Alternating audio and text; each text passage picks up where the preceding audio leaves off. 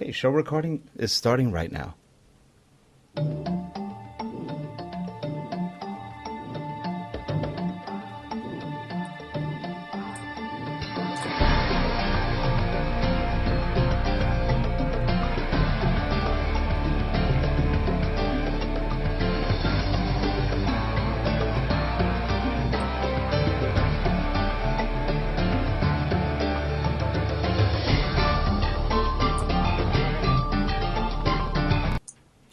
Hello, everyone, and welcome to We Plus You, straight talk about conscious business collaboration.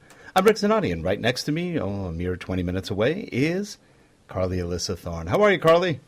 I'm doing great, and I'm really excited to have our guest Anita Casalina with us today. And we're going to actually be discussing her new project called Billions Rising, and it's a documentary she's working on with Warren Whitlock. And we're going to be talking about empowering self-reliance and talking about paying it forward modalities and the ripple effect and literally what we can do in life to inspire other people. So, Anita. Hi. Hi, Carly. Hi, Anita. How are you? Hi, guys. It's really nice to be here. Thanks so much for having me. Oh, you're welcome. Thanks for being here. So I want to tell you, first of all, that Billions Rising actually is a book and a documentary and an ongoing radio show. It's funny, it started as a book, but we discovered that we really wanted to open it up to the visual image as well. And Warren is all about, the blog talk radio shows and really using those for public publicity and to bring guests on all the time and to really publicize other people's work. But I'm sure you have questions for me, but I just wanted to say that right away, that it's more than a documentary. We have this book that we're also writing. That's exciting.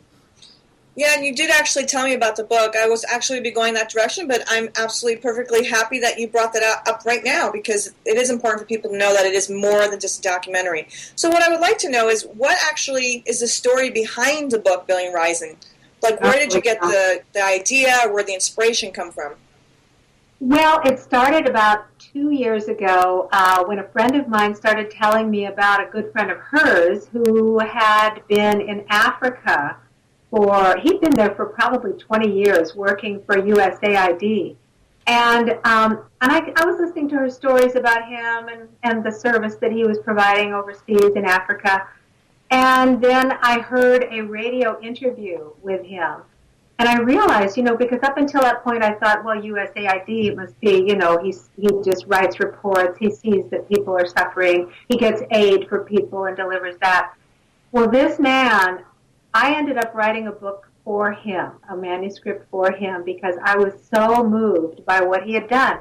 Because he literally took what could have been, as I said, a boring, bureaucratic type of job, and instead he turned it into something where he had his feet on the ground with farmers and with providing shipping out of airports. He implemented so many projects in the years that he was overseas in Africa and worked.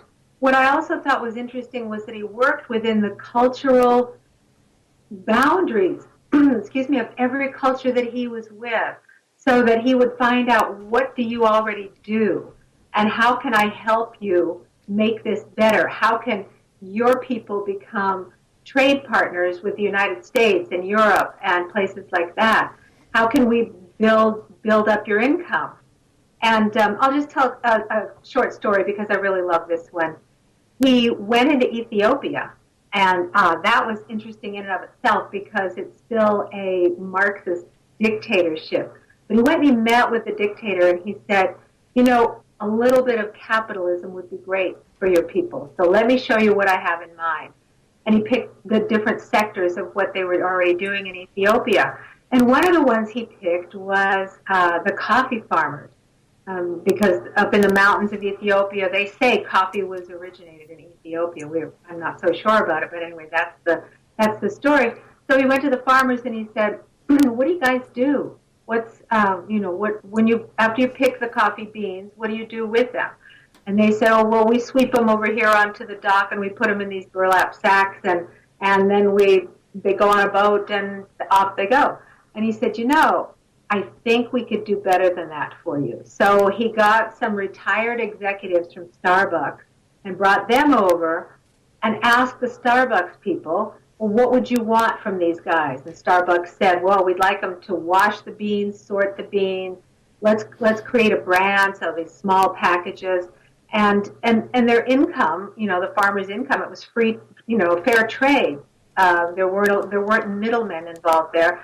So now you see Ethiopian coffee all over our country anyway. And that was a remarkable story. And when I was done with that manuscript for him, I had already contacted Warren Whitlock, my partner on the Billions Rising project, and we were excited about that book project.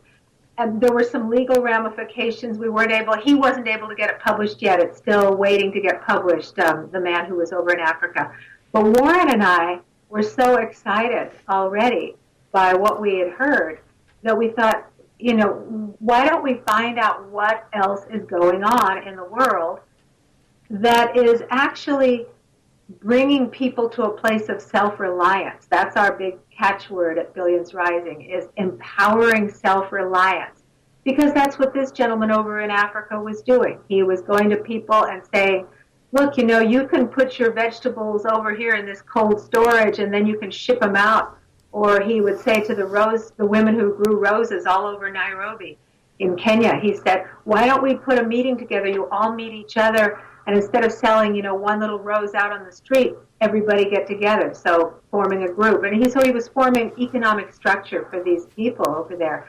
And Warren and I were just ecstatic because we started to discover that there were more and more groups of people, not just government organizations like USAID, obviously, but what's called NGOs, which are non-governmental organizations, as well as individuals who were doing all kinds of things all over the world that was really bringing people to a place of sustainability and self-reliance.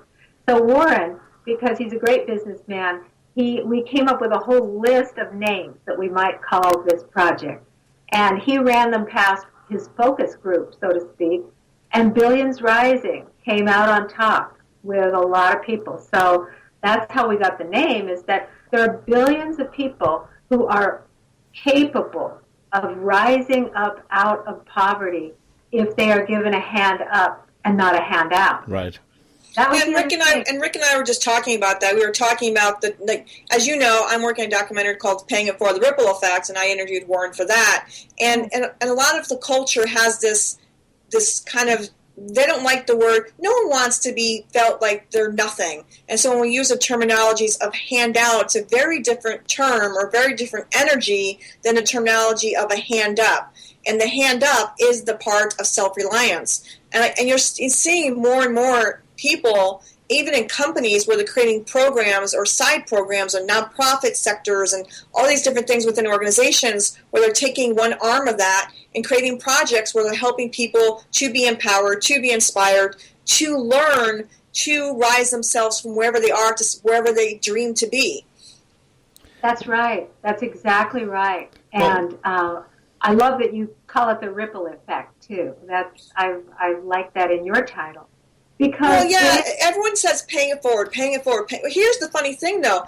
Paying it forward is the action, but it's the ripple effect that's the effect. It's right. Like when we do things for others, when we teach others, mentor others, help others, whatever we're doing, the paying it forward, that word has gotten so misused, abused by people. Everyone's using paying it forward now. And a lot of people, that's a whole other story. But the point is, the paying it forward is the actual action.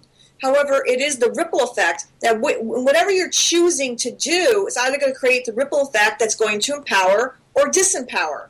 So I really wanted people to get that just because you're paying it forward, you have to also look at the actual effect of that. In what ways are you choosing to pay it forward? In what ways are you empowering? Are you making people dependent, codependent? Or are you empowering them to be self-reliant? So it's a very different thing there. And that's why I really was focusing on, I have a whole list of people, and I hope you go check out that page about the resources. There's organizations all over the place. I've gotten so many emails of people doing here or there, where people are actually going out, traveling the world, and are doing projects. And that is one of the reasons why Rick and I, this new program we created, which is called We Plus You, it's conscious business collaboration. Because it's the consciousness, being in the awareness of how we can impact the ripple effect through conscious business principles.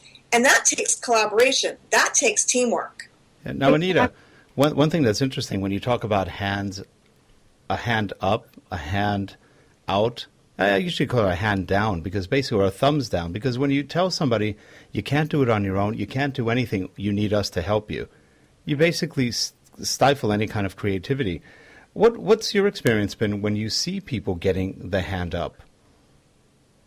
Well, what happens is that they realize that, well, as you say, they're empowered. Their self-esteem. All of us, this issue of having high self-esteem and feeling good about yourself and feeling good about what you're bringing to your family or to the world, that's not just a Western construct. That's sort of something that came out of the last 20 years of education. Let's teach children self-esteem. Well, self-esteem is something that people all over the world need to feel in order to know that they are living the life that they want, a life that has value and meaning to them. And so the difference I have seen is, for example, just giving aid to a group of families in Africa versus teaching them. Here, if you plant these seeds or you rotate these crops or all of you band together, like Carly was saying, collaboration can take place at a village level with people just shaking hands and agreeing to farm a plot of land together, or it can be like what we're doing right now, talking about our efforts, or a corporation like Starbucks helping the farmers in Ethiopia. It's this raising of consciousness that has to take place all over the world. And one of the things I've been thinking about just the last couple of days, in fact, is that there's this groundswell movement all over the world right now. Like you were saying, Carly, there's more people thinking in terms of adding something like this to what they're already doing in a corporation, for example, like the nonprofit sector, or grant giving or whatever, to help. It's sometimes this hand up is a two-step process. It might take a gift before whatever is needed is given to bring the hand up that somebody needs. But what I've been thinking about is how this groundswell movement of self-reliance might in fact be the silver lining to what took place with the economic downturn. That we were so used to the model of top-down. We go to the bank for a loan. Well, now there's crowdfunding. Mm-hmm. We go to the foundation for a grant. Well, now there's collaboration. So I think that a lot of people stopped looking up to, big organizations or corporations or foundations or banks and started looking more horizontally, if you know what I mean. Which is actually very interesting because it's causing, and it's pretty palpable. You're seeing kind of knee-jerk reactions between the powers that be versus the independent powers that are becoming to be or coming to be. And much more grassroots, and mm-hmm. It's very, you and me together, we can make this happen. Yeah, which is beautiful. It's actually great. There's a company up north, I believe you're in Northern California, right? Right. I can't remember where they are. Somewhere in Silicon Valley. They are a private funds investor. I think they've given out, I want to say 100 to 300 million over the last, I think, 5 or 6 years. Not given out. They have given loans to companies mostly in the third world. They have to pay them back. They give them decent rates. And 98% of the loans have been paid back by people who are so grateful that they were given a hand up, if you will, and they got good loan terms. But it was all to help them start businesses and become independent. Absolutely. And, I beautiful. just interviewed a woman from Cameroon a couple of weeks ago, and she's like a one-woman NGO. She's pretty remarkable. And what she was doing, her name is Veronica Kete, for anybody who wants to know, because she's really one of my new heroes in life. She goes back to Cameroon. What happened was she was able to get out of Cameroon. Women there have very little economic power or any power at all. They are often betrothed when they're still children, and they don't go to school, they don't get educated, they don't have jobs, they don't have money, and yet they are in charge of a lot of the society with the farming or whatever, but so poor and so downtrodden. And she was able to get out, and her mother's helped her, and she went to Boston, she got a nursing degree. She goes back to Cameroon, and not only does she teach, like she teaches women all about their bodies and health and how to take care of their children, but she gives these little loans, like $20 to a woman, and she'll say, okay, I want you to put a beehive on your farm, and you're going to let the bees pollinate your farm so that the plants will grow better, but also collect the honey and sell it in the marketplace.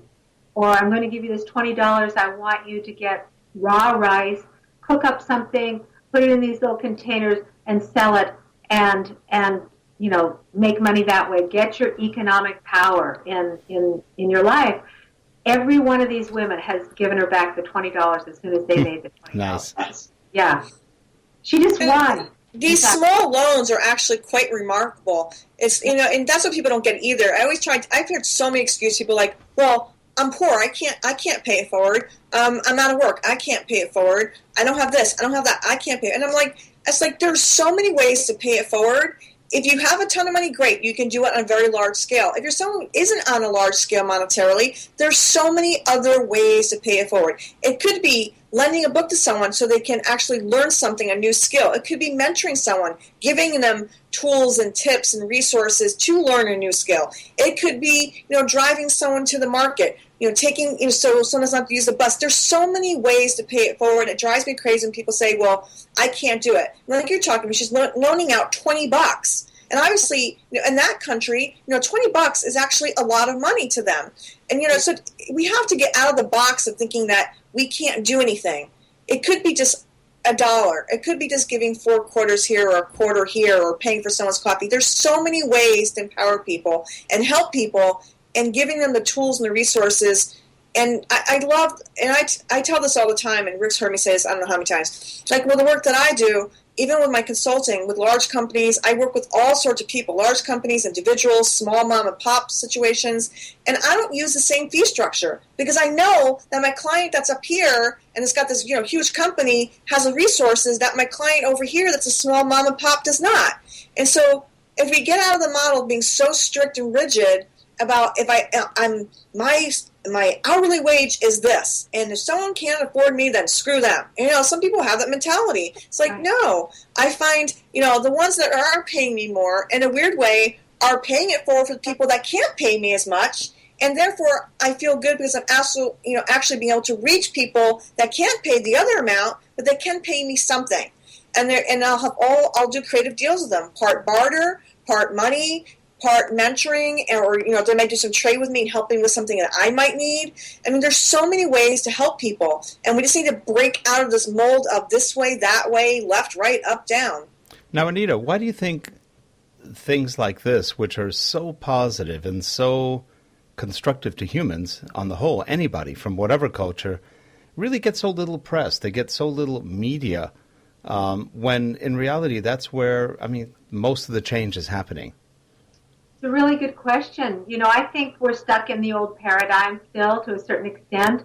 I've been thrilled with CNN's program that they've had for the last several years called their Heroes program, where you probably have seen it's an annual event that they put on, like a big showcase where people have been nominated as the hero. And I think they choose 10 winners, and they get help, they get financing, whatever, to help whatever their cause is. But I think that we have a fascination with bad news as a species, too. I really do. And one of the things, I'd like to go back just for a minute, Carly, to what you were saying, because one of the things I've found in my life is in terms of abundance, people are worry so much about, do I have enough?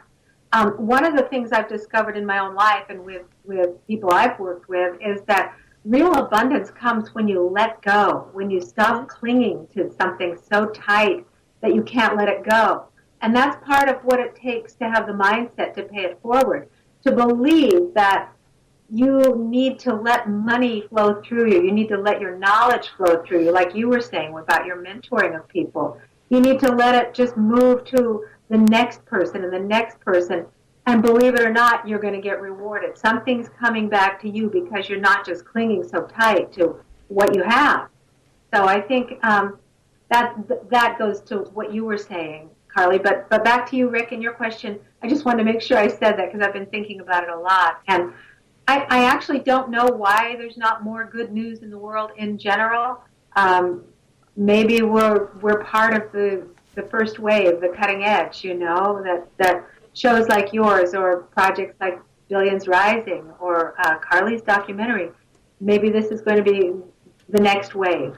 Well, you may be right, because what they're saying is that standard traditional news is down in ratings like they've never been before, and the internet is going up, and big time up, because people are tired of what they're hearing. First of all, half the news is made up anyway. So, how much do you want to manipulate people versus giving them something good to work with? Right. And that's part of it. When I hear stories like yours, I actually get a lot happier thinking, hey, there is hope. Because you don't hear that very often. You have to really look for it. And a lot of people, if they're stuck on TV, all they get is negative. And, it's true. It's so true. As a matter of fact, this is something, a friend of mine has launched something called Smile TV, and they're actually still looking. This is why I like crowdfunding. Like she was saying, crowdfunding is actually going to be the new wave of documentaries, TV, and projects that are there to empower people. So she created a channel called Smile TV, and their goal is, it's actually news. However, it's a news channel that literally they have like smile minutes. In other words, is literally to put out the news that's only positive. So they search all over the place for news bits that are positive, because people are tired of negativity. They're tired of turning on their news channel and all they hear is this person got murdered, this one got slain, this one did this, just on and on and on. Versus there should be a station that has, Paying It Forward, the Ripple Effect documentary, Billions Rising, Smile TV, right. Just like literally whole programming that's all geared to people that are doing things like this, helping people rise above situations. Yep. Now, Anita, it's real interesting. I have a friend who's in Russia. He owns a company in Russia, and he says, now that the Soviets are gone, he says, we hated the Soviets. And we don't understand why anybody in their right mind would want to go towards that system. He thinks the West is insane. He said, you're all doing what we've done for 100 years that almost ruined us like you wouldn't believe. And he said, now we're trying to become independent. And he does something I just find fascinating. I love the guy for it. He says, every Saturday I teach for free to anybody who wants to come and listen our history, to bring back the history that we had, our culture, and to bring back independence so that we can do it ourselves. We don't need government. We can all do it ourselves. And he's grown a multi-million-dollar company just by putting out good products and a good attitude. But I just love his attitude of, we can do this. Every one of us can do this, and we all have to do a part in doing it. And his employees, he's got about 60 of them, they consider him a hero. And, we're talking about heroes in the CNN. I love stuff like that because it just, again, anywhere in the world you can find people like that, and they're gems. We need inspiration. We need heroes. We don't need any more, movie stars behaving badly. Right. We need real heroes, people who really help other people and make a difference to our planet. So, he sounds great. That's wonderful. It's interesting. I feel that there's a lot of passivity taught in our society. Right. And I can only talk about where we live, what I've seen, and just even in so far as how people manage their health care, how terrifying it was. People thought to have Obamacare come in, but it's like you go to see a doctor, and doctors aren't used to people having any knowledge at all, or being able to advocate for themselves or ask intelligent questions. I was just talking with somebody about that today, that she was shocked that this doctor spoke down to her so badly. And I said, well, you're so intelligent and you researched the subject before you got there, and he didn't know what to do with you because you weren't just passively accepting his diagnosis and the medication he wanted to give you and all of that. And so people have a hard time. They're not taught so much, at least in our generation and the ones before us. And hopefully we're starting to really teach our children or these upcoming generations. Make a choice. Here are your choices. Think for yourself. What do you like? What do you want to do? How do you want to live your life?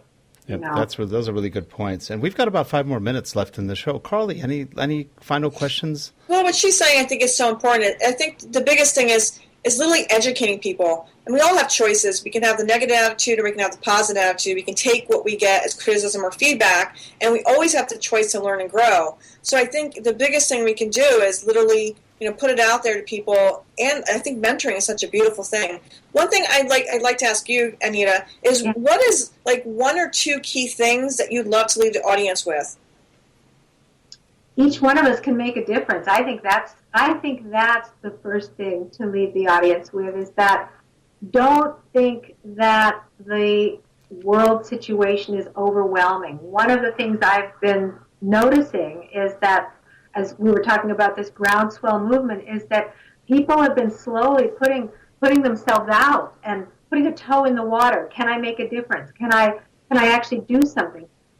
One of the things that's happened with this sort of shrinking of our planet, meaning in terms of the global communication, is that we hear so much, and like Rick was saying, all the bad news. We hear the bad news over and over again, and people just kind of want to hide under the bed and not do anything.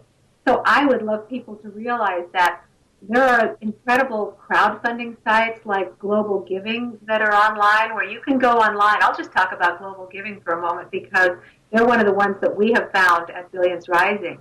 globalgiving.org, and you can choose projects and you can choose countries. You can decide, I want to help with economic development. I want to help with the tornado victims in Oklahoma. And at Global Giving, like a lot of these new NGOs, they really vet who they bring on. So before you give the money, you can feel secure that wherever that's going to go, it's going to help the right people. It's not going to get stuck in, bureaucracy. But even as you say, Carly, just, helping somebody carry their groceries, just helping people to get to the next step in their life. Maybe there's an elderly woman who can't carry her own groceries, and if you help her, she can get back into her house and then be more self-reliant. So self-reliance is an interesting thing, too, and I think that's another thing I'd like to leave people with is, the old model of self-reliance, like Warren and I have talked about, the Ralph Waldo Emerson, he's the one who wrote the book, off by himself, right? That self-reliance used to mean I'm going to live in the cabin in the woods by myself and be a hermit. I hope I've got the right author here. But it doesn't have to mean that. Self-reliance now means I feel secure enough in myself and in my life that I can reach out and help somebody else and give them a hand up so that they can then become self-reliant, feel good enough about themselves. Like these farming families, once the Self-Reliant Agriculture is another group I love, the Institute for Self-Reliant Agriculture. They may teach a family how to grow these crops and rotate them, but that's only if that family agrees to teach 3 other families, and so on until the whole rural environment there in Peru or someplace like that, they all know the same skills. So we always can feel good enough and strong enough in ourselves that we can reach out to help others. And that's real self-reliance. Well, Anita, that's a great message. I really appreciate you coming on. And it's good. Self-reliance is a good thing. And when you tell people that, they look at you like, huh? What? Self-reliance? Yeah. What do you mean? And it's something that's so easy, especially for our youth. Here in this country, everybody says we suffer from affluenza. The kids have too much, so they don't appreciate what they have. One of my friends always says that her daughter says, these are first world problems. Yeah, it's very different when you go outside of our area and realize, hey, not everybody has it that easily. And, our kids tend to be a little insulated from all that. So they have no clue. And that's why I think education is so important. Travel is so important. Exposing children to different cultures and people. Yep.